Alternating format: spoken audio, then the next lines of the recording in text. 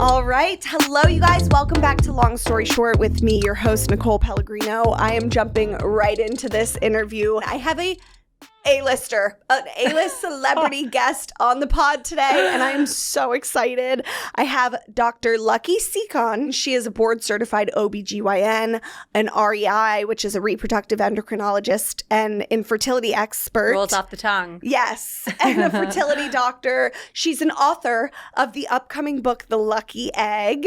Pictured right here if you're watching on video. I will be ordering my copy. Well, actually, I got an advanced copy that I can't wait to read. It's available in January, right? It's about how to get pregnant now. It's about how to get pregnant right now. And plan for the future. Mm-hmm, and we're all going to read it. It's basically going to be like the Bible. The fertility Bible. I'm so excited. But it's available for pre-order. Right now. You can pre-order it anywhere you buy books, and it will arrive on your doorstep on January 13th. Oh my God, I can't wait. Okay, I'm just going to be like, defer to the book, to the Bible. Thank you so much for coming on. Welcome to the show. Thank you for having me. You are just like Mrs. Busy. I turn around one day, I'm like, okay, great. She agreed to come on my podcast, score.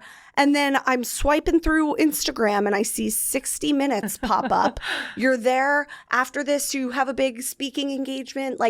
How are you doing all of this? I'm mission driven. And I think when you have a purpose or a mission, it just becomes like your singular focus. And you become like a Terminator where you're like, how can I help spread awareness? How can I make people feel less confused and alone? And this is how I am all the time. This isn't because I'm like promoting a book, believe it or not. No, truly. But it's just, I feel very fortunate to have found my purpose in life, not to get cheesy, but it's really how it feels. I feel very much in a flow state right now in my life. You're just goals in every which way. Like truly, like you said, long before the book was even announced, before you were even working on it, your content, like you guys need to go follow her on social media. Pause this podcast, go follow her, then come back because your content's so good. Like it's just the go-to for fertility content. You break it down in such a digestible and easy way to understand. And it's just so good. And you can tell like you truly enjoy. I mean, not to be so cheesy, and you guys know I hype up all my guests, but like I love this. I was thinking about you last night and truly started getting teary-eyed, probably because the pregnancy hormones. But I was like, not only is she a full-time doctor, which takes up your whole schedule, I'm sure, at RMA, one of the top fertility clinics in all of Manhattan, New York. You're a full-time doctor, but you can tell you're like going above and beyond to share the knowledge that you've worked so hard to learn with the world because you just want to help people and you are purpose-driven. And it's just a beautiful thing. I have such respect for all medical professionals, but like especially those of you that are in fertility and going above and beyond to like share your knowledge beyond just your patients that you see day to day. Well, I think everyone knows that healthcare is lacking. Like I've been a patient on the receiving end of different, specialists, and I feel deflated if I walk in and I feel rushed or I feel like I don't have all of the information, and I just feel like it's serving a need. And I don't think necessarily the Instagram grid is the perfect format to fill in all of the knowledge gaps. And that's why I wrote the book. But I do think it helps. It's not just the information, but it's about feeling seen and heard and knowing that you're not alone. And I think there used to be, and there still is, but it's getting better because we're having conversations, especially on social media, where people can even have a secret account where they talk about their journey, and it just gives them a place. And, people always say having infertility is like being part of the worst club with the best members. People just show up for each other. And online is just like a natural fit to have these communities form and to build a little corner of the internet where I can cultivate some of that and provide education and try to make people laugh too, because it's so heavy and so anxiety provoking that sometimes you just need to, release some endorphins and laugh about something silly. For sure. Well, I'm hoping this episode today can do just that. And I know there's a lot of people listening right now that are either about to start IVF, are trying to conceive and either doing it successfully or not, or like haven't even gotten to that point. So we're going to try to break this episode down to kind of like check all those boxes. There's so much information though with this topic. And truly, Dr. Lucky is the best person to talk to about this because like I've gone through IVF myself. I still feel like I am brand new to it. It's such a complicated process. Mm-hmm. You've gone through IVF as well, right? Yeah, okay. I did it as a preventative thing because I know so much, right? Yeah. And I was 34 and I had just had my first child. I have 2 daughters that are 8 and 5 now. And motherhood just felt so overwhelming to me. Like you talk about being busy and navigating, juggling all these things, but it hit me like a ton of bricks. And I just knew that I wanted to have a bigger family. Like I personally, if I could make all the decisions, I would have 3 kids. Really? Yeah, but I have 2 and my husband's like, that's it. So that's another podcast topic for another day. Yeah. But city parents, they stop at 2. Exactly. They're like, it's too much in the city. Yeah, it's a New York thing. Yeah. Definitely. But I remember just thinking like, I don't know how I'm going to make this happen and fit it all in and manage my career. Like I just felt so overwhelmed. Mm-hmm. Probably having a 6-week maternity leave had something to do with it. Why do OBGYNs have the worst so maternity bad. leave? It makes no sense. It makes no sense. But anyway, so we froze embryos and it ended up being, it taught me a lot because it wasn't as straightforward as I thought it was going to be. It wasn't a terrible experience, but I didn't get as many eggs as I thought I would. I had a cycle where I was canceled because of a low response that was not expected. I had a cycle where I only got 2 eggs. The 2 eggs didn't turn into any embryos. So I have been on the receiving end of those calls that sometimes I have to unfortunately make. Right. And now I can just be an open book with my patients and I'll say like, listen, I've been there before. And I know even with all the knowledge I have and the ability to intellectualize, okay, well, this is why this happened. I still closed the door of my office and cried like a baby when I got that news and felt inadequate, felt like I probably should have taken better care of myself that week before the retrieval. All the things that my patients say to me, like I went through those emotions. Right. And it's not easy. And that was for prevention. And I think when you're struggling and you don't have a child yet and you're on the road to baby number 1 and you don't know what's going to happen, that adds a whole other layer to it. It's such an even emotional more of just like a you just feel desperate. You feel hopeless and desperate. Yeah. When that adds. Did you feel scared before starting IVF? You know, yes and no. Good question. Yeah, I'm like flipping the interview on you. I feel? No, I'm like good. You know, yes, a little scared, but I went into it kind of cocky, like this will be fine. Like we're doing IVF, it's proven. And then there was a point which I want to get into. Okay.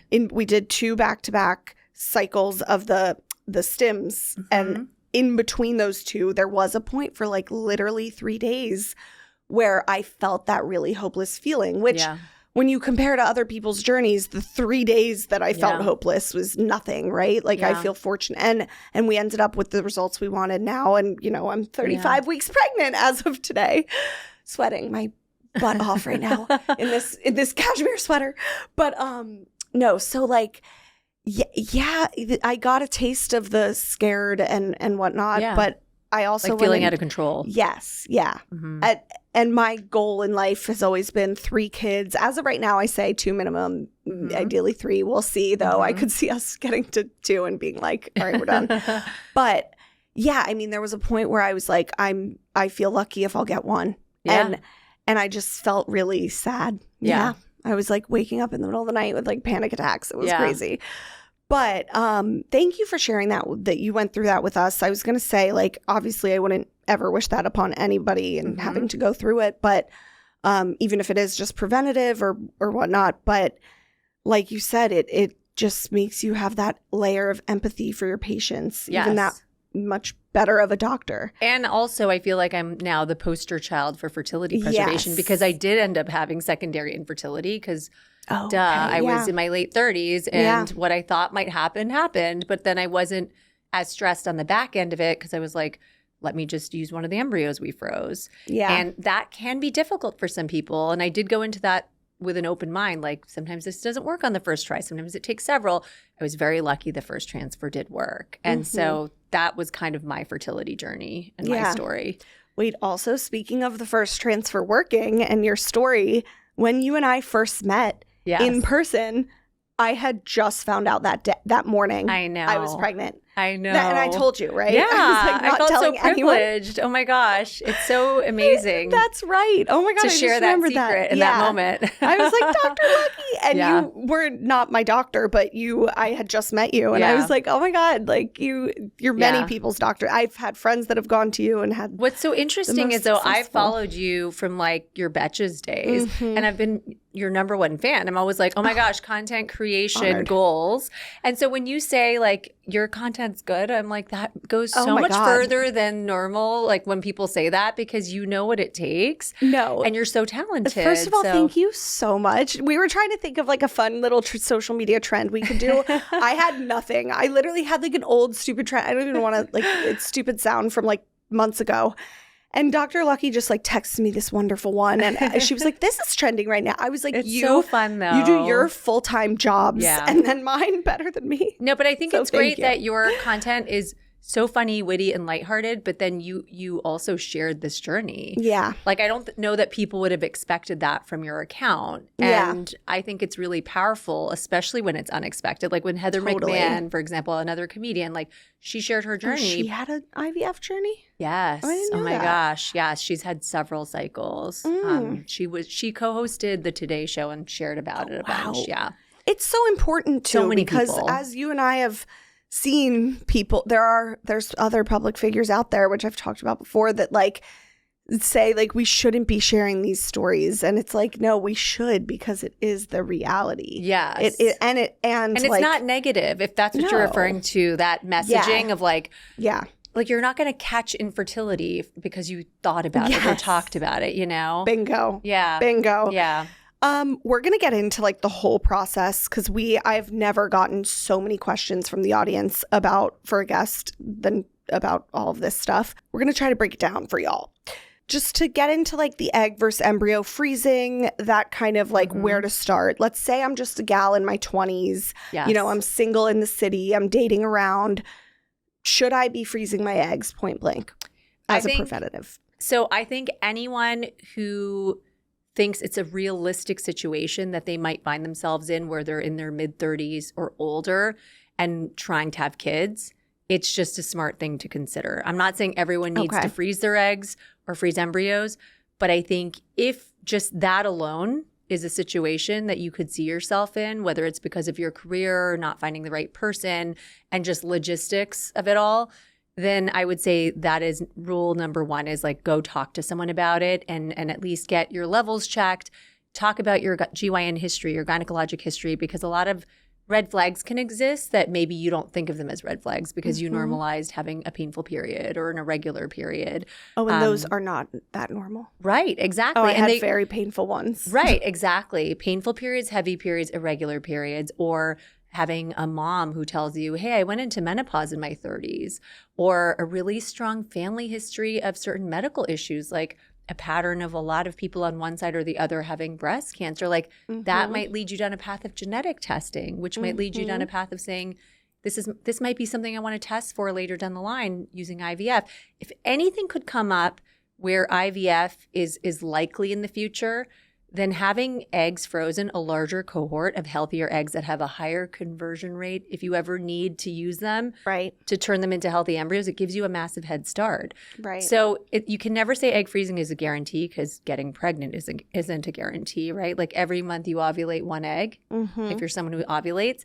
And I view it as kind of a long shot. That's why it's normal for people to try and take 1 million tests month after month, because it's like pulling the lever of a slot machine and hoping for all these things to line up perfectly. Right. And when you freeze eggs, just because you did this high-tech fancy thing, this really, involved process, it doesn't automatically mean that those eggs are now going to be stellar. We're still working within the confines of that inefficiency. So I think it's important to just kind of consider it as a head start, because, you could have a higher risk of needing IVF or needing treatment if you're older when you're trying to get pregnant, even if it's for baby number 2, it can kind of bridge the gap.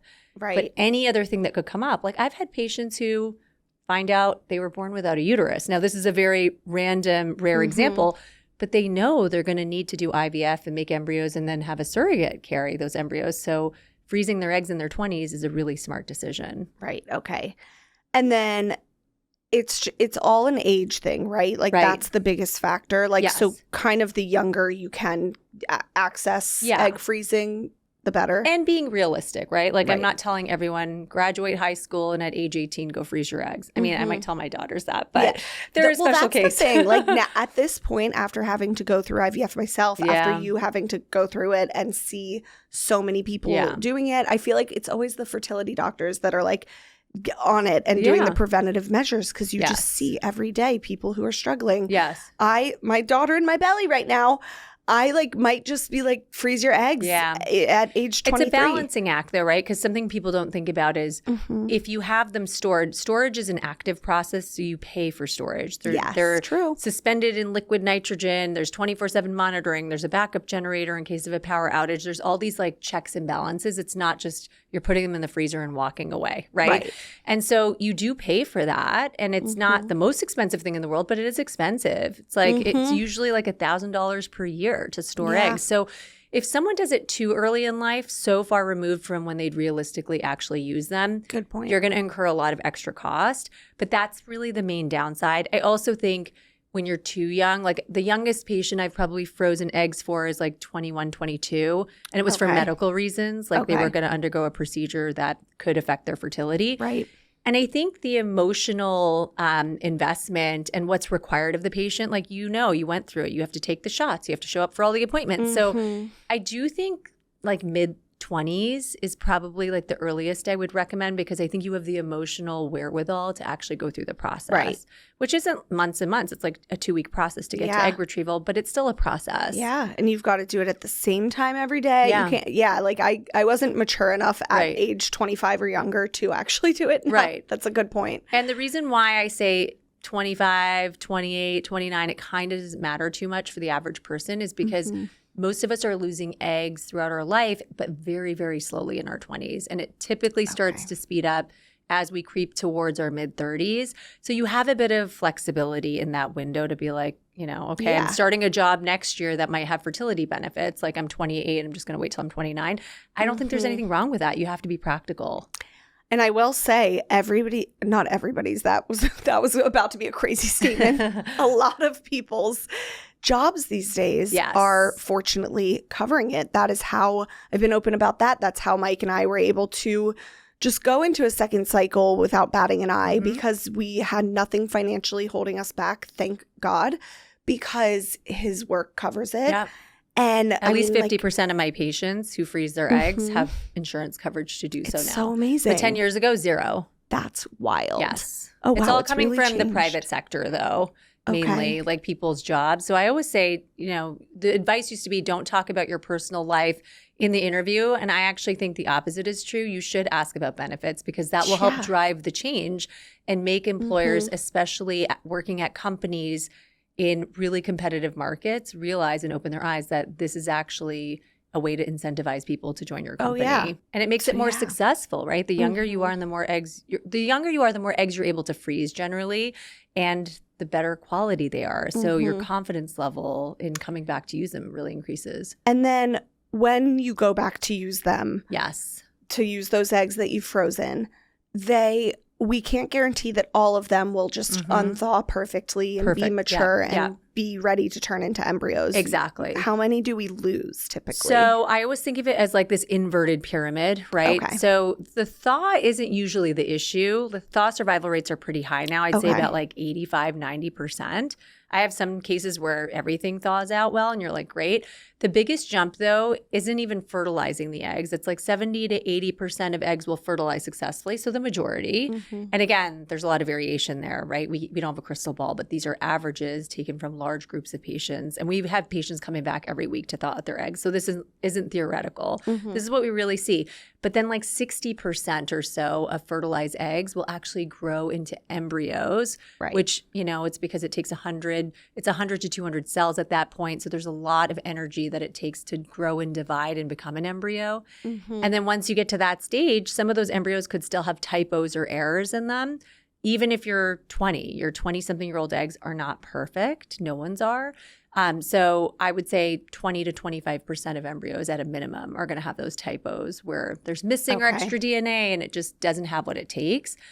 as we approach 40, that starts to increase to like 70%, which sounds scary, but I'm an optimist. And I'm like, well, a lot of people make the assumption that if you're trying to get pregnant in your 40s, you're automatically going to have problems and it's not going to happen. But you can release a healthy egg. Yeah. You can make a healthy embryo. It's just that it usually takes more ovulations to get there because you just randomly release an egg like a lottery each month. And there's a higher risk of miscarriage because the number one cause of miscarriage in the first trimester is having an embryo with one of those typos that actually implanted and then stopped growing.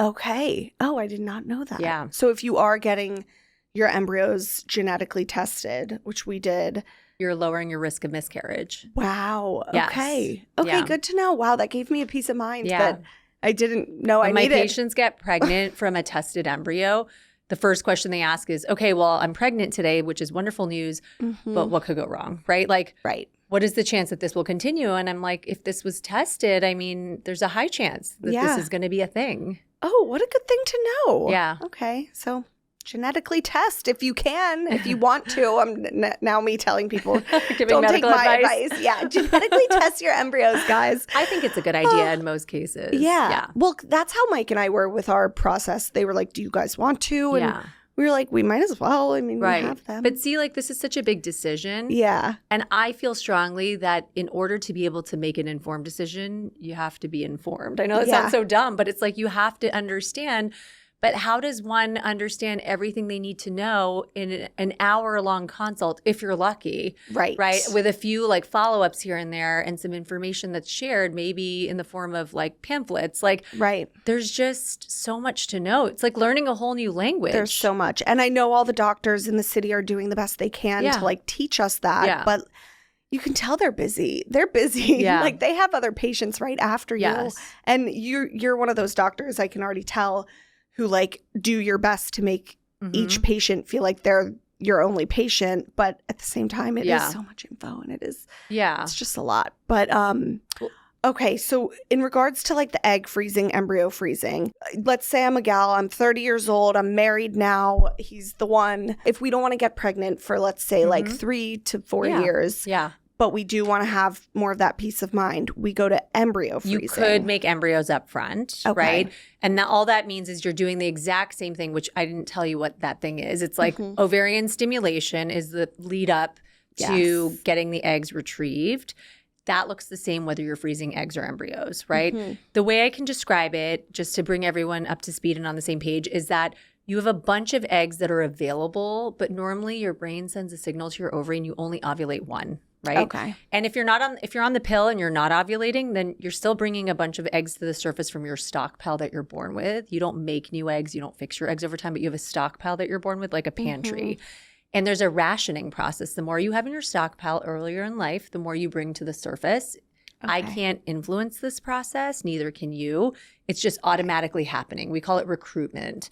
And so a bunch come to the surface, and these are the ones that they count on the ultrasound. So that's why it's not millions, even though you're born with 1 to 2 million, right? It's like 10, 15, 20, however many. And it tells you kind of overall where you stand numbers-wise and how many I can get to. I can't go into the pantry and get more eggs out, even if I wanted to. Right. So what we try to do is hijack this system because we know your brain sends a signal and selects one at random like a lottery that matures. But we just have you take shots of that same signal at a higher level to say, aha, let's go in and capture all of them. And just like you need a banana to be ripe to easily peel it and get the banana inside from out of the peel, you want to ripen and plump up those bubbles of fluid that each contain an egg. They're called follicles, so that you can actually go in and extract the eggs. So that's what you're doing. You're taking shots to ripen them, mature them, and then you're having a procedure which takes like 10 to 15 minutes. Best sleep of your life. No, the egg retrieval procedure. Okay, we're jumping right into this.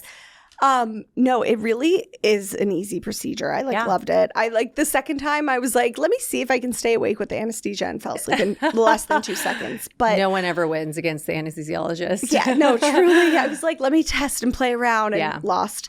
Okay. So you don't feel anything. You don't remember anything. You wake up and we tell you this is how many eggs we got. If you are freezing eggs, we'll tell you the next day, this is how many were actually mature and could be frozen, right? And if 80 to 90% of what we get out ends up being mature and successfully frozen, I'm happy with that. I'm not expecting 100%. Now, if you're making embryos, you're not going to freeze them. You're just going to upfront get a sample of sperm from the partner. And that can be done either on site, it's coordinated, right? Like they'll say, here's your time of collection. Right. And either you collect on site or you can, if you live close to the clinic, collect at home and bring it in within a certain time frame. And then they take the sperm and they put it with the eggs. Right. And then the next day you'll know how many fertilized successfully. It takes at least 18 hours. Mm-hmm. And the embryo freezing, like the reason couples will do this instead of like because the male freezes they're the willing sperm to commit. Yeah, they're willing right? to commit, and it kind of skips the step of freezing the eggs thaw. and then having to thaw the Okay. eggs. So you're introducing some inefficiency with the freezing of the eggs, right? Because you might lose 10 to 15% of them. Okay. So at least now you're maximizing how many you can utilize up front. But I think the bigger benefit, because the thaw survival rate is not low of eggs, right, is that you can know information in real time. The next day, how many fertilized, because it's typically 70 to 80%. And then a week later, you're going to know how many actually made it to the embryo stage, which could be like half that drop off, right?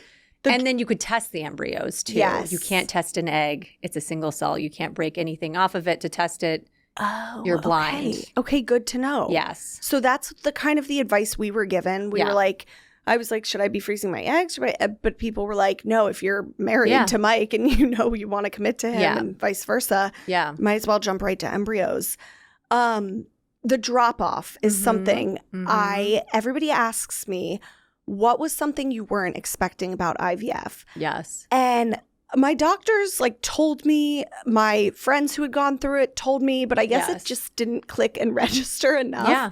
And we all think we're going to defy the odds, just like you thought you were going to not fall asleep with anesthesia. Exactly. And like I was lucky to get a good handful of eggs. Like the first time, especially the second round, I got a ton of eggs. And but then that drop off was so significant because correct me if wrong if I'm explaining this horribly, but there are steps that you've talked that you've alluded to and talked about, but there's those steps that embryo has to make it through. Yes. Can we talk about the steps? Please. So you get the eggs. Yes. You get a handful of these eggs. Only some of them are mature. And then only some of them fertilize with the male's sperm. Yes. And then only some of those make it to the blastocyst stage. That's an embryo about a week out from retrieval. And I love to talk about this because it gives me an excuse to use an analogy I just came up with for the book. I always say that an embryo, when it's first fertilized, a fertilized egg is an embryo, right? People are confused about the terminology, so let's start there. You have an egg, you have a sperm, 2 single cells. They come together, fertilized. Okay, now it's 2 cells. And within a week, it divides and grows into something that has 100 to 200 cells. And getting to day 3 after fertilization, I always say day 3 embryos are kind of like, in my view, they're like the Nepo babies of the embryology lab because everything's given to them, right? They're just following instructions inherited from the egg and the sperm. And I always say, like, it doesn't impress me when 100% of fertilized eggs are day 3 embryos. Right. Because a lot of them make it to day 3. Right. But at day 3, they extinguish the programs. They take away the safety net from mom and dad. And all of a sudden, that embryo has to start turning on its own genes. And that takes a lot of energy. And the mitochondria are working their asses off. And it's like, that's where things go wrong. And about half of them start to drop off at that point. And only once they get to the blastocyst stage, which is day 5 to day 7 after fertilization, that's when you're like, oh, okay, these guys made the cut. But it's not over yet. Some of them can look beautiful. But just like a beauty pageant, there's different things we grade embryos on. And it's like you can be beautiful and have the wrong number of chromosomes. Yes. Right? So it's all about the question and answer phase of the beauty pageant. And this beauty pageant grading, I love how you're explaining it because it truly is helping digest this information so well. This beauty pageant grading part, the grading, if anybody's listened to me, this was on my last podcast, but the episode where I was crying about my results from IVF after the first egg retrieval because I couldn't think or talk about anything else that day. I just had to come in and like cry in an episode. So that grading, you guys grade it on the health of and the quality of the embryo. It's how the cells look. Okay. So there's like a 3-point grading system. How expanded the embryo is because it has a shell. And if it's fully hatched out of the shell, we give it like the highest grade for that. But it's not like you need to have it hatched out of the shell. That's kind of less important. So let's not even talk about that part of the grading. Perfect. Then there's 2 letters, right? And the first letter corresponds to the clump of cells in the blastocyst embryo that will one day become the fetus if this embryo implants. I care most about that. Okay. You want A's and B's, just like in school, right? Right. C's and D's, much lower chance of that embryo implanting. And then the last letter in the 3-digit score is the cells that become the placenta. They like line the outside of the embryo. It's important, but less important than the first letter that I just talked about. Okay. But then there's also speed, because an embryo has to look a certain way in order for you to be able to freeze it, in order for you to be able to take a few of the outer cells and genetically test it. Okay. So you're taking like a biopsy of the embryo and sending a few cells away for analysis at an outside lab, and then freezing the embryos and keeping them in the IVF lab. And they have to look a certain way. And the ones that look a certain way that they're ready fast, like on day 5 after fertilization, those are better. Anything faster in biology tends to be better. Okay. The ones that take till day 7, those have a lower chance of success. So those are the ways we judge the embryo. Got it. But you can have a day 5AA, which is like, looks Perfect. beautiful, but you test it and it has missing or extra chromosomes and you're like, can't use this. Wow. Okay. So you do the grading before the genetic testing. Yes. Okay. Yeah, exactly. I remember because mine were B's. I don't think I had an A. B's are good though. A's and B's Okay. are good. And that's kind of like, Yeah. I remember specifically the nurse who told me on the phone the results or something, or the staff member, nothing against this Yeah. person, but they just told me the Yeah. results. And I was like, okay, B's, like thought I had failed. Yeah. It feels, And then it sounds bad. Later, I learned from somebody, another staff member there, who was like, "Oh no, B's are pretty much A's." Yes. Do different parts of the country grade embryos differently? Because they were like, New York is tough in every way. in every way. Like Embryo grading apparently too. in New York, like B's are Yeah. A's actually, or whatever. That sounds about right. No, I think it depends on the lab. I don't think it's like region Okay. dependent, but every embryology lab, like they come up with their own, like everyone's talking to each other and they might kind of like have their own way of grading things, either more harshly or maybe more lenient. But at the end of the day, it kind of just gives you a general sense of how to rank. It doesn't really matter if one program is doing it this way and the other is doing it this way. It's more about if you are lucky enough to have multiple embryos, it helps us to select the better one to go with first. Okay. It also helps you, if you're freezing for the future, kind of know how confident to feel about each embryo. Is it a 60 to 70% chance of live birth, or is it more like 20%? Okay. You know, is it a day 7 C grade or is it a day 5 A grade? But at the end of the day, you're going to have to thaw it out and actually try to get pregnant with it to really know what's going to happen. And I've had many patients with day 7 C grades that have gotten pregnant, Okay. even though the stat said that was kind of a low chance. There we go. And the question I have to ask you about this whole process, so we're in the part of the process, just for those of you who might be a little confused, even though you're probably not, because Dr. Lucky, again, explains this so well, such a complicated topic so well. But we're in the process still of the egg stimulations. We haven't really gotten to the transfer yet. The number one question I get asked about my IVF experience is, what did you do, especially that second round, to have such great results? I mean, I don't know if this is like weird to share, but I had like 30 eggs. We did not end up with 30 embryos. I wish. But like that was a good, I was like, whoa, okay, 30 eggs. Look at my body go. And then there was definitely some drop off. And by the time we got our final batch of embryos, but everybody asks, what did you do? What was the magic thing you did? What supplements did you take? What wellness hacks were you doing to get those results? Right. And I'm very open about what I was doing, but I always say it with a grain of salt, because I'm like, you could be doing, I was doing acupuncture. I was on all the supplements they tell you to take. I think it was like the CoQ10, the this, the that. I was on the supplements. I was chugging water. I was very hydrated. I gave myself permission for the first time in my life to actually like rest and sleep. I was taking it easy. But I say that with a grain of salt, because you could be doing all of those things and get no embryos. And it's not your fault. Exactly. Yeah. So you hit the nail on the head. That is the problem I have with the magical thinking you see a lot online. And everyone wants to hear other people's stories and then emulate what they did if they had a good outcome. Right. And I'm not against that. And I don't think it's bad for us to be exchanging or sharing information. But I think there's a lot of magical thinking and oversimplified thinking about the topic of egg quality. And part of it is like the books before this one that existed weren't written by experts. It's written by people that have their own anecdotal stories and experiences. And And we all want control. And that's what this comes down to. It's like feeling like you're out of control in this process. You have a team of embryologists you're probably never going to meet in a lab, handling your eggs, his sperm. And you're just like, what can I do to put my best foot forward? And I get that.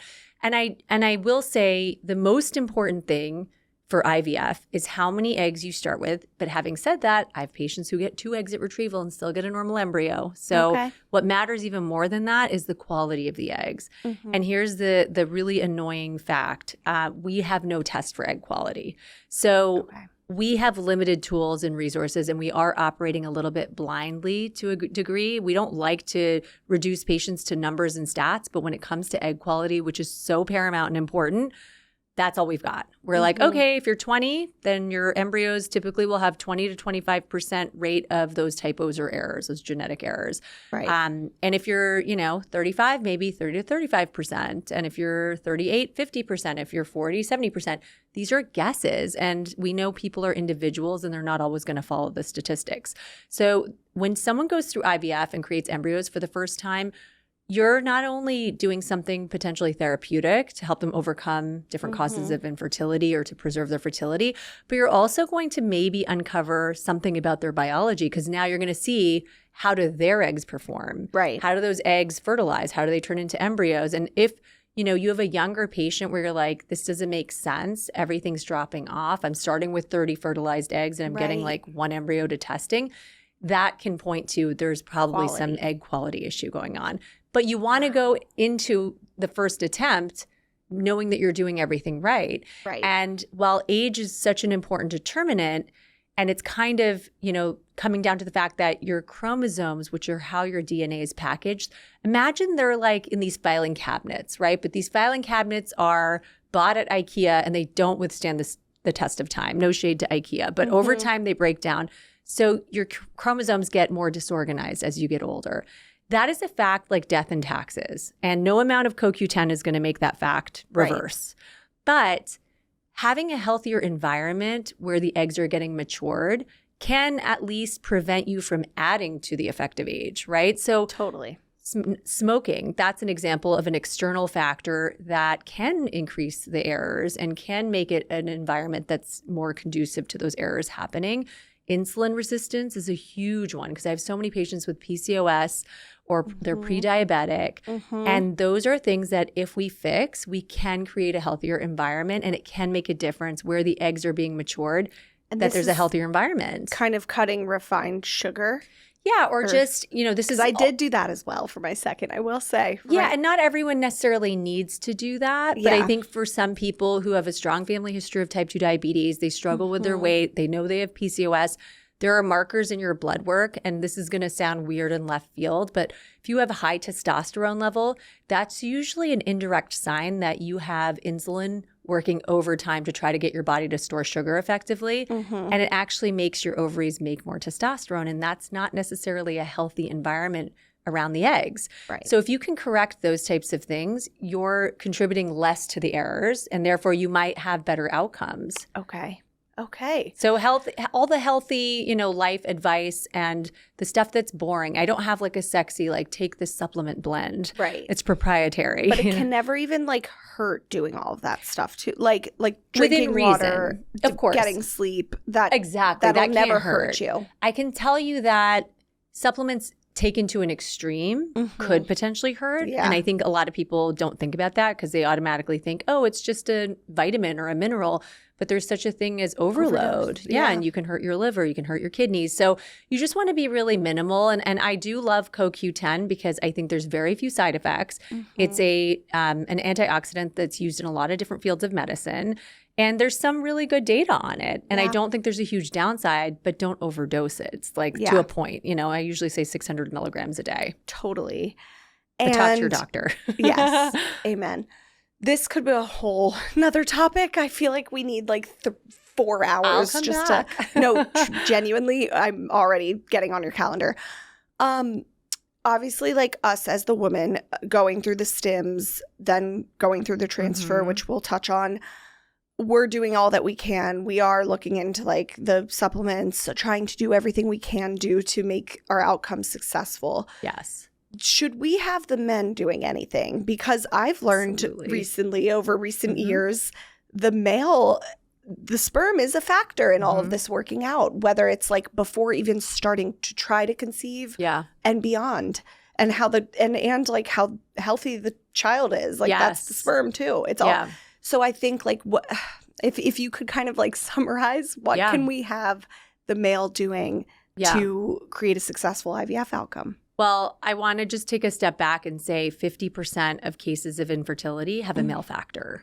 And I'm always surprised at how surprised people are by that, because I'm like, it takes two, they're the other half of the equation. And listen, I have friends that are couples that like, they're like, we've been trying to conceive for a year. It's not working. I'm going to go get tested. Yeah. And I'm like, okay, what about your partner? Totally. And they're like, oh, why would he? And the man's like refusing to get tested. I'm like, no, personally, I think you both should be marching to the clinic to get tested. I think there's two major reasons why there's that misconception and mentality in society.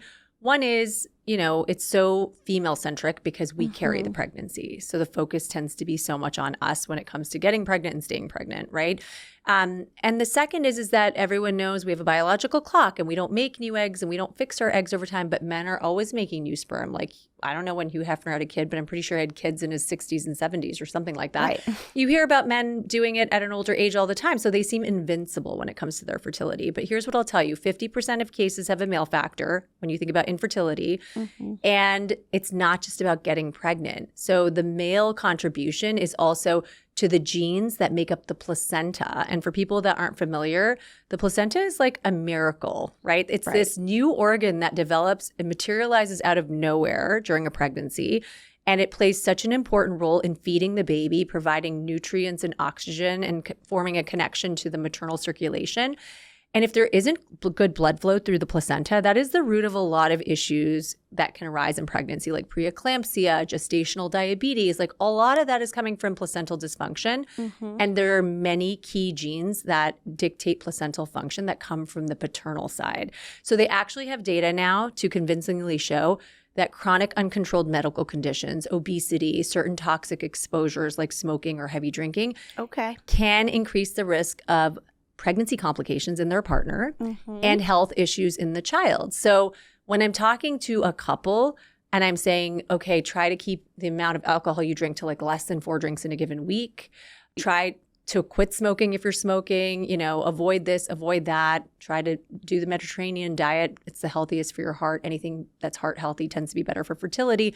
I'm talking to both. Right. They both need to be actively working on it. I've seen like Instagram reels and stuff that are like, as the husband, I stopped drinking like 9 months prior to trying to conceive because she has to stop drinking for 9 months when she's pregnant. And at first I was like, oh, that's a little extreme. But now that you're like, it kind of makes sense. It takes 74 days to make a new sperm cell. And they're kind of all dying off and getting regenerated on a rolling basis. So the meaningful lifestyle changes would be about a 3-month period of time. If someone really wants to know from the male side, what can I do to optimize my partner's outcome? Okay, good to know.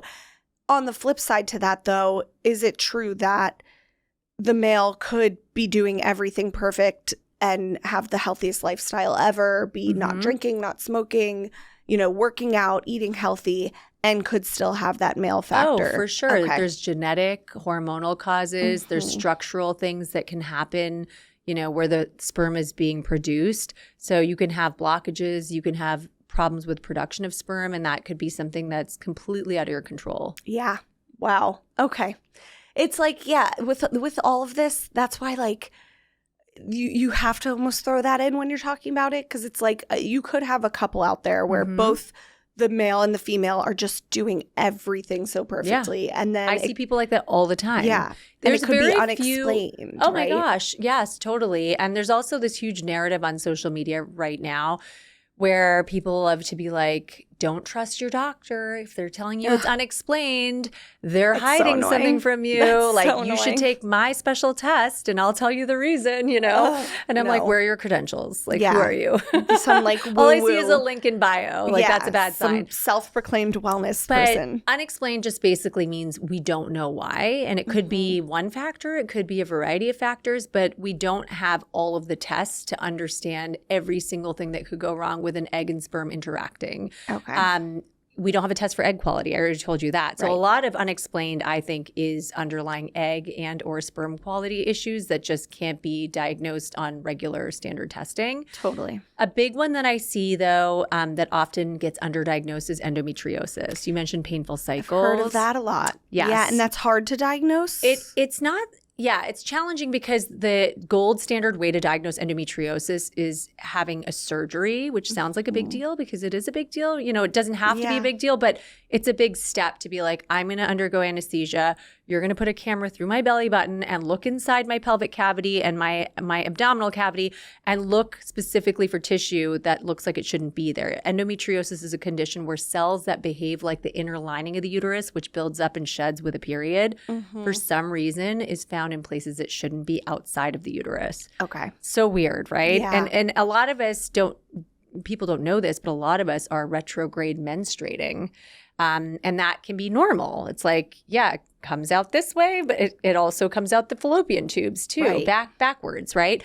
And your immune system should recognize those cells as foreign and be like coming through like a janitor and cleaning them up. But some people might have immune system issues or something that allows those cells to kind of set up shop and evade the detection of the immune system or by the immune system. Okay. And they respond to hormones. So every month when you're ovulating, your hormone levels are going up and then down, those cells are proliferating and it can cause pain with your period. It can cause an inflamed environment that's not as conducive to an egg turning into an embryo. And that's why IVF can often be very effective at helping people overcome it. But if they don't have blockages in their tubes and there isn't anything obvious on an ultrasound, because you're not always going to see it, depending on what part of the body it affects, because it can affect every part of your body, actually. Yeah, wow. So we're seeing things like endo being the cause. We're seeing the 50% male factor issues. Egg quality, PCOS. I know you don't have to go into explaining the whole PCOS, but those are just a handful of the reasons. Those are some of the big ones. Okay. Yeah. But age is a huge factor. Yeah. A lot of my patients are coming to me in their late 30s and beyond. And it's not always just like, I'm a lot of older. it's secondary infertility. People don't talk about that enough. What is secondary exactly? Secondary infertility is you had no trouble getting pregnant in the past.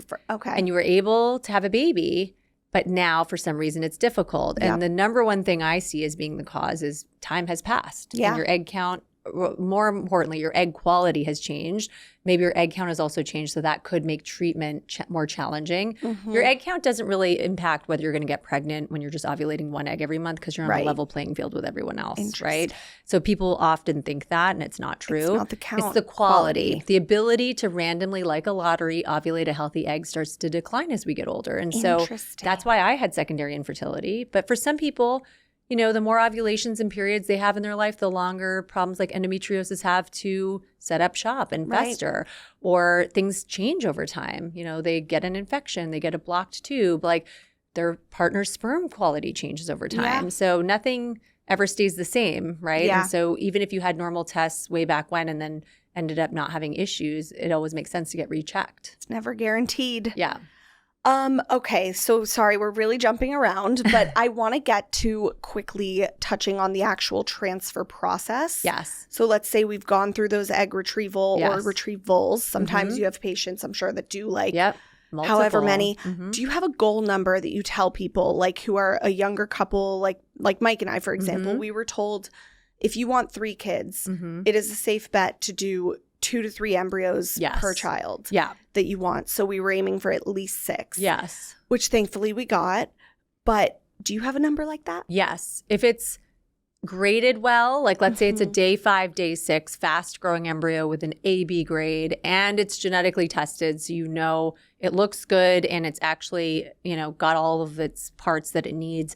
then you're like, okay, there's a 60 to 70% chance that it could result in a live birth. So it's not 100%, and the odds are in your favor, but you want to have a backup plan. So I think having a minimum of 2 of those types of embryos per goal child is smart. Okay. If someone's deferring to later, like they're not ready to have kids right now, and this is like they're planning for like 2-3 years from now, it's even more important to be conservative because you're going to find out whether it works or not at a later date where it could be more challenging to make more. But if you're in your situation where you were like, I'm doing this because I want to get pregnant soon now, you're going to know within a month. Like the next month you do the embryo transfer, you're going to know 8 to 10 days after the transfer, did it work or not? And if it was tested, you're going to feel like, okay, if this is a positive test, most likely it's going to move in the direction we want it to. So even if you had 3 minimum because you wanted 2 kids and the first one works and you have 2 left over for the future, that's also a practical approach. Because it can feel daunting to be like, you need to have 2 to 3 embryos. I know. You know? Our first round, and I've talked about this before, we had 3 embryos at the end. And that's when I was like, okay, well, I guess we'll go. That's when I was debating, should we do a quick back-to-back round? And we went right into our second. I did October, then November. For the egg retrievals. So you got your period about a week to 2 weeks after the retrieval, and then you just started again. Right away. Yeah. Do you recommend back-to-back like that? I don't not recommend it. Was that English? No, I don't tell people to not do it. There's no reason to advise like you need to take a month off in between. I think it depends on how they feel. But, it's as a fertility doctor, I'm always like, I want to, keep my eye on the prize and not waste unnecessary time. So there's no reason I would tell you to wait unless you needed the time. Go into it. Yeah. Okay, so that's, and then we went in and got a couple more, thankfully. But then we took a break, personally. I was like, let's get through the holidays. Yes. I mean, people were like not working during the holidays. I was like, I'm not going to make anybody transfer an embryo into me. But no, that wasn't even why. We were just like, let's get through December, January. We're not in a major rush. So then we decided to do our transfer in March. Now, we did I think it's called a medicated natural. Like they harness the power of your own ovulation and all of the hormone changes that come along with that to then time when to do the transfer. Correct. Yes. And I get asked about that a lot. And I'm like, because people will DM me and be like, how were the PIO shots for you? And I was like, I don't think I did them. Yeah. God bless those who have to do them. But I still was doing progesterone. I had it, not to get too graphic, but like a vaginal suppository. You need some support. Yes. Yeah. So what is the difference between those two? For sure. So we're talking about, there are different ways to do a transfer. You can also do a fresh transfer instead of testing and freezing the embryo like a week out from retrieval, just putting the best one in. Right. That's really fallen to the wayside. I still do it on occasion, but it's like an exception to the rule because I'd much rather your body kind of cool off from how it feels during a retrieval where your estrogen levels kind of go up and then they come down. Because you want to put the embryo ideally back into a more natural environment. It's actually associated with a better chance of success and it's safer because you're giving your body time to recover in a way that then won't allow once you get pregnant, that HCG, the pregnancy hormone that shows up on a positive test, that actually can stimulate your ovaries. So it's much safer actually to wait till the ovaries are back to normal and then you try to get someone pregnant in the next month. Okay. So that's a frozen embryo transfer.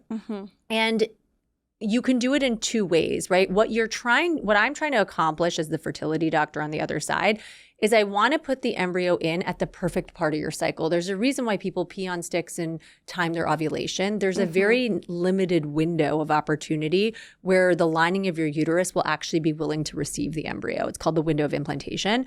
So we create a fake window of implantation or we use your natural window of implantation. So you can just track someone's follicle, their egg as it's ready to ovulate regularly, and then we time when they ovulate, or you can even make them ovulate with medication, and then say, okay, based on when you ovulated, come in a week later, and we're going to put this embryo at the top of your uterus because it's going to be lined up with the right time in your cycle. You still give a little bit of progesterone in that situation because it's not, as much as we're trying to emulate what's natural, it's not, right? Right. And so it's not like that egg that turned into the embryo came from an ovulation in that cycle. So the messaging might be off. Like your ovary is communicating with the rest of your body and a pregnancy is sending signals to the ovary and it might not work as well. So we want to just give that extra support because progesterone stabilizes your lining and it's the ultimate pregnancy hormone that is needed, right? Totally. So you're always going to need something, but it's very minimal what you need because you're producing it on your own. Then there's a fully medicated cycle where we don't want you to ovulate on your own. We want to control everything, and we create a fake cycle. So you take estrogen pills for the first week or 2 weeks to pretend as if you're about to ovulate, even though nothing's happening. It's acting like birth control. It's actually keeping your ovaries quiet, but it's thickening your lining. And then we're like, okay, your lining looks great. Now I'm going to pretend you ovulated and have you take these shots every day of progesterone, and it's like a more hefty dose, right? But you don't have to take shots. You can also do oral and vaginal pills, but you're always going to take a higher dose of progesterone if you didn't ovulate on your own. Okay. Because you're not making any, right? Okay. So this one is more hormones, more medication regardless. Yes, but more control. So like when people are like, I want you to be the one to do my transfer, I'm like, okay, then we should do it medicated because I can kind of manipulate the timing however we want. And, you know, I'm 99.9% sure like I will be the one to do your transfer. Does it matter? Probably not, but sometimes it does. Like sometimes people have a cervix that's like really hard to navigate, and only I know what I'm doing because I've like done all the tests and everything. Been in there before. Exactly. Exactly. So, you know, it's not a one size fits all approach. I will tell you both are equally as effective. Okay, good to know. So that's the number one question is like, should I do this because this failed? And I'm like, no, you change from one to the other because you can't tolerate the medications. Or some people have like, you know, a blood clotting disorder where they're like, I can't take estrogen. So I'm just going to do the other approach. Other people are like, I don't normally ovulate on my own. So just, you know, create the cycle for me. Well, and is it sometimes dependent on like how close the patient is to the office? Because all I know is mine, they were like, it will be a bigger time commitment. Yeah, because you have to come in more frequently. Otherwise, you might miss the window. I should have moved in at that point. I was up in that office every other day. And thankfully, I'm very fortunate and privileged to have a flexible schedule. And I was like able to come in, and Mike too. I was like, you're bringing me in? Because we're tracking your follicle. We're at the mercy of whenever you're going to ovulate. And the worst thing that could happen is like you're coming in and then we're like, oops, you ovulated, but we don't know when because you only came in like every 3 days. So you do come in more frequently. So that's like the downside. So I have patients that travel sometimes to see me, and it's like, we want to book your flights. Like we want to plan everything. So we're going to do the medicated. And a lot of people want me to do their transfer. So that's a good, I didn't realize it was dependent on like the doctor's You can't schedule always. too. Sometimes I have people that do cryo-natural cycles where I'm like, yay, it fell on a day where I could do it. But I always say like, that's something that you're potentially sacrificing. Wow. And you're awake for the transfer. It's painless. It takes 10 minutes. The transfer is fascinating. Yeah. It's like you get to watch the turkey baster. Like that's what they call it. You watch the whole thing. I was like emotional during it. I was like, this is so sweet. I think I'm getting pregnant right now. Yeah. Oh my God. I know. Okay. So I had a transfer, and it was on a day where it couldn't have been I always tell patients like who worry about feeling too stressed, like with work and stuff. I'm like, the day of my successful transfer, I did the most number of transfers I've ever done on one day. I had like 11. Oh, when you got your successful. And I was like, I saw the schedule and I was like, why? Why on the day of my transfer do I have 11? Like, my God. I can handle it, but like, that's I'm thinking about mine, you know? Yeah, you're like, and they're like, is your bladder full? I'm like, well, I've had no time to pee. I'm hopping up on the table. It's my turn now. What's your favorite procedure to do between egg retrieval or transfer? Or like deliver? Yeah. Do you deliver babies these days? Not anymore. Okay. No, I'm out of the baby delivering game. Got it. But I did that a lot. I was like, how do we have the time? No. People are always like, can you please deliver my baby? I'm like, I don't think you want that. It's been a long time. Can you be there? I'll just show up. Yeah. No, I like both. I mean, I like the transfer because it's the surreal like culmination of something you worked really hard at with the patient. And I love being able to do my own transfers. I just think it's like so fun and hopeful. But I also technically like just love like doing an egg retrieval feels like you're playing a video game. Like you're like popping these bubbles and like I can't explain it. I'm going to sound like such a freak when someone's listening to this. But like it's very cool. I like the procedural aspect of it. You're like such a badass. I just have to sit here and I'm like, I can't even focus because I'm so odd. Like not only are you so chic and perfect and gorgeous and like Devil Wears Prada, amazing chic Andy Anderson. I don't even know. But you're like such a genius and you do all of that. I'm just like honored to be in your presence, honestly, right now. I'm honored to be in yours. And really, like, I feel so lucky to be here. No pun intended. No, really and truly, like, I love the work you're doing. And I think this type of conversation is so important. It's so important. It normalizes it and it fills in the gaps. There's so many knowledge gaps. And I have, 2 pages of questions. I've never had so many questions again, but we don't have time, unfortunately. We have to have you back on. I'll come back for a part 2. We're going to have if the baby can hold on. Because I did have a ton of questions. If the baby, we'll bring the baby, truly. Or no, a part 2 before the baby. Yes. Before. That would be nice. Yes. We'll have to do that because we did have a ton of questions about Let's do it. Okay, amazing. About like even like trying to conceive and all that stuff, which they can find you because you do AMAs all the time. Yeah. But we can also, if you want, we could do like a live where we knock them out. Yeah, that could be, yeah. whatever is easier for you. That'll be a follow-up. Because I hate asking, like, do you guys have questions and then not getting to them? So we'll make sure we get it done. We're going to get to them.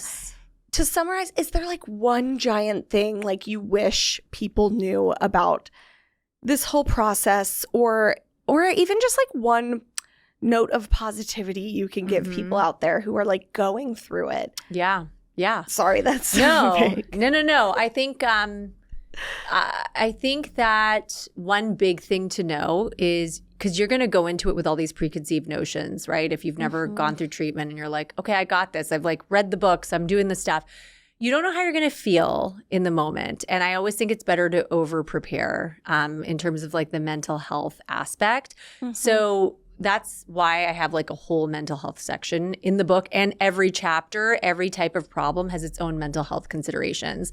That's because beautiful. Everyone's like, I'm tough, I'm a warrior, I don't need that. Like, people are soft, I can do this. I felt like that too. And then I went through the things I went through and I was like, this is really tough no matter who you are and how much you know. So it's like, yes, arm yourself with all the knowledge that you can, but overestimate how much emotional support you may need and set people around you up for success. Like, give them a book, give them something to be like, the onus isn't on me to educate you, like educate yourself. And tell people how you want to be treated or handled during this time. It seems like maybe overkill in the moment, but you'll thank your future self because this is as much as it is a physical journey, it is such a mental game. And the number one reason that I see a lot of people not get to the successful outcome is they may prematurely drop out of treatment if they get burnt out. So it's really important to think of this as like a marathon, not a sprint, and break it up into small digestible chunks, compartmentalize, and really focus on day-to-day your mental health. I love that. I love that you have a mental health aspect throughout each of the steps in the book because that's the number one question. Another one of them that I always get is like, I'm in the thick of it. How do I stay hopeful and positive? And I'm like, listen, the fact that you're like going through this, you're going to be, I'm not a doctor, so I can sit here and give the, like, I can be like, you're going to be such an amazing parent one day. Like, you've got this, just remain hopeful. But like, it's just so tough when somebody's in the thick of it. It's the worst thing. You have to work on your mental health, just like you go to the gym and work out. Like, it's the same thing. It's just invisible and often ignored. And I think like every woman it should be entitled to have a child if they want. And the fact that it's so hard for some women is so unfair. Heartbreaking and it's unfair. Yeah. And that's why I'm so grateful for people like you who are helping. Thank you so much. Thanks for lending your platform to this important conversation and being so open about your journey. It's helping a lot of people. Of course. Thank you. You're the best. And we can find The Lucky Egg again January 13th. It's available, but you can pre-order it now. Link in your bio. Drop your handles for us and anything else. At lucky.sekhon, Sekhon on Instagram. And I have a website called theluckyegg.com. Because you got to stay consistent with your branding. Smart. But I've been doing that for a long time. So good. By the way, the name, I can't. We were talking about that before with the team. It's my name, but also it's to also emphasize the point that some of this is luck and it's not all in your control and it's not your fault. Brilliant. Again, brilliant branding. It just works. Thank Thank you, Angel. Thank you so much. Looking to take your podcast to the next level? Record at Gotham Production Studios in the heart of New York City, the same studio where I record my show. When you book your first session with my exclusive promo code LONGSTORYSHORT20, you'll get 20% off. At Gotham, you're not just getting a studio, you're joining the same space that's hosted some of the biggest names and shows in the world, such as Two Bears, One Cave, We Might Be Drunk, The Tim Ferriss Show. So if you want professional sound, multi-camera recording, and a team that makes sure you look good and sound your best, all at your fingertips, book today at www.gothamproductionstudios.com/studios. And don't forget to use my code LONGSTORY20 for 20% off your first booking.